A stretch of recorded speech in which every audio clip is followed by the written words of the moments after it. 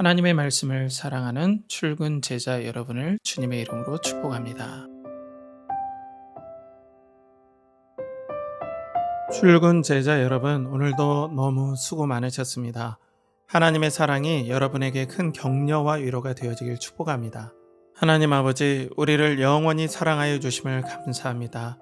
오늘도 그 사랑에 힘입어 이 땅의 일터의 사명을 잘 감당하게 하여 주시옵소서. 예수 그리스도의 이름으로 기도하옵나이다. 아멘. 오늘 본문은 마가복음 5장 35절에서 43절까지 말씀입니다.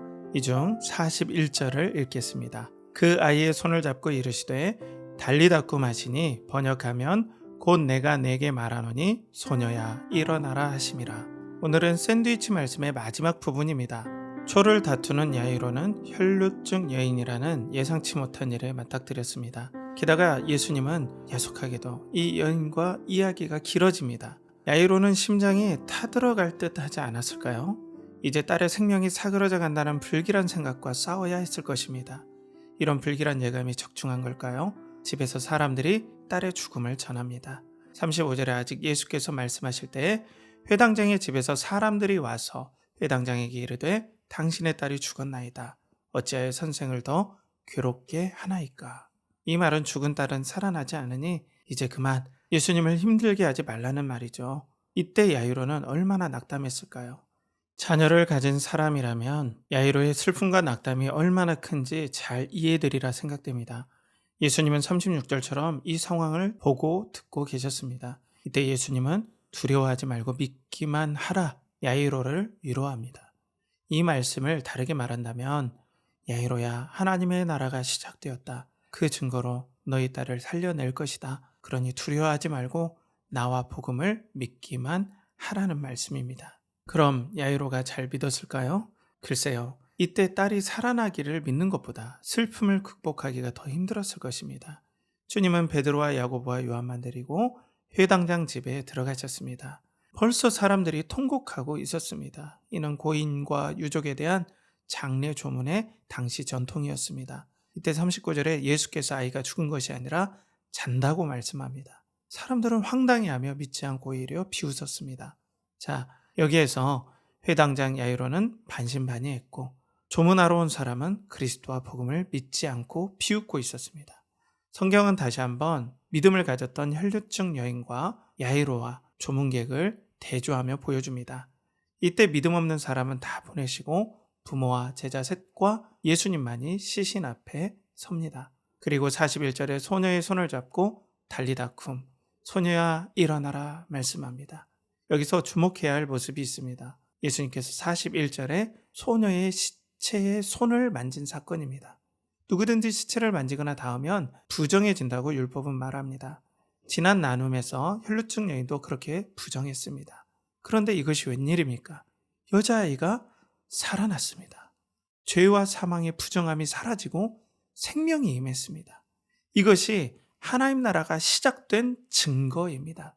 어떤 사망 권세든 부정함이든 다 정결케 하고 살리시는 그 영광의 나라가 시작되었습니다.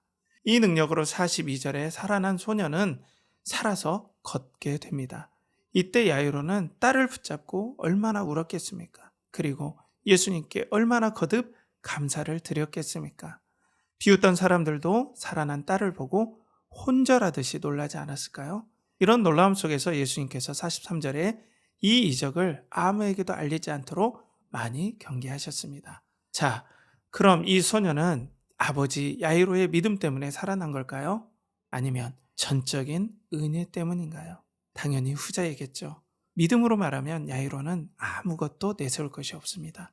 이 사건은 오직 야이로와 소녀를 불쌍히 여겨주신 하나님의 은혜 때문에 일어났습니다. 그러니 하나님의 나라는 당연히 은혜의 나라입니다. 지난 나눔에서 혈루증을 앓는 여인도 그렇습니다. 그리스도의 소문을 듣고 예수님의 몸에 손을 대었습니다. 그 소문을 들었던 수많은 사람들 중에 이 여인에게 은혜로 믿음이 임했습니다. 이렇게 구원은 은혜로 말미암아 주어집니다. 다른 말로 하나님의 사랑이 믿음보다 선행됩니다. 오늘 본문은 구원은 은혜로 인해 믿음으로 말미암아 얻어짐을 확실히 보여줍니다. 사랑하는 출근 제자 여러분, 우리의 구원도 동일합니다. 오직 태초전부터 우리에게 향하신 하나님의 은혜 때문에 믿음이 생긴 거죠. 하나님은 우리를 영원히 사랑하시기로 작정하셨습니다. 물론 제가 말하는 사랑은 거룩이 동반된 사랑입니다. 하나님은 이 사랑을 믿고 다가오는 자녀를 너무 기뻐하십니다. 잘해도 잘 못해도 하나님 품속으로 들어오는 자를 얼마나 기뻐하시는지 모릅니다. 이 세상에서 누가 이렇게 우리를 사랑해 주겠습니까? 오직 아버지 하나님 외에 아무도 없습니다. 이 사랑이 임할 때 우리 마음에 든든한 힘이 생깁니다. 사람을 배려하되 눈치 보지 않을 용기가 생깁니다. 미래를 준비하되 염려하지 않을 담대함이 생깁니다. 혹 우리가 원하지 않는 사건이 발생해도 사랑에 의지하여 사건을 해석할 담대함이 생깁니다. 요즘 TV에 나오는 연예인들 중 강해 보이던 분들이 공황장애로 고통받는 안타까운 소식을 접하게 됩니다. 물론 사회가 거칠기 때문에 성도나 일반인 할 것 없이 이런 아픔을 겪습니다. 비가 오면 누구든지 옷이 젖듯이 이런 아픔은 누구에든 예외가 될 수 없습니다. 단 이것을 치료해 갈 때 하나님의 사랑은 큰 능력을 발휘합니다. 사랑은 두려움을 극복해야 하는 묘약이기 때문입니다. 오늘은 샌드위치 말씀의 마지막입니다. 하나님의 나라는 은혜로 말미암아 믿음으로 우리에게 임함을 보았습니다. 비록 일터와 관계가 두려울지라도 아버지의 은혜와 사랑을 기대어 보길 강력하게 추천합니다. 하나님은 우리를 너무 기뻐하십니다. 그 기뻐하심을 느끼며 일터의 사명을 감당하시는 출근 제자 되시기를 축복합니다. 내일 일터를 위한 묵상 질문을 나누겠습니다. 여러분에게 일어나는 힘겨운 일을 하나님의 사랑의 관점으로 묵상해 보세요. 함께 기도하겠습니다. 사랑하는 아버지 하나님, 우리를 사랑하시기로 작정하시어 구원해 주심을 감사합니다. 이 거친 세상에서 순례자로서 하나님의 사랑을 의지하며 승리하게 도와주시옵소서. 아버지를 사랑하오며 존귀하신 예수님의 이름으로 기도하옵나이다. 아멘.